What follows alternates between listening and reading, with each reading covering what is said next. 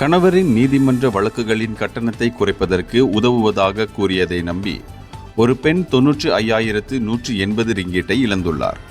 2024ஆம் ஆண்டு தனது பிரச்சினைக்கு உதவுவதாக கூறி சந்தேகத்துக்குரிய பெண் தன்னை அணுகியதாக தனியார் விமான நிறுவனத்தில் பணிபுரியும் 33 வயதுடைய பாதிக்கப்பட்ட அப்பெண் கூறியதாக ஸ்லாங்கூர் போலீஸ் தலைவர் டத்தோ உசேன் ஒமார் கான் கூறினார். முதற்கட்ட விசாரணையில் சந்தேகத்துக்குரிய அப்பெண் பாதிக்கப்பட்ட பெண்ணை சில முறை சந்தித்துள்ளதும் உதவி செய்வதாகவும் நம்ப வைத்துள்ளது தெரியவந்துள்ளது. பாதிக்கப்பட்ட பெண் சந்தேகத்துக்குரிய பெண் கூறியதை நம்பி இரு வங்கி கணக்குகளில் மொத்தமாக 95,180 ரிங்கிட்டை செலுத்தியதாகவும் டத்தோ உசேன் தெரிவித்தார்.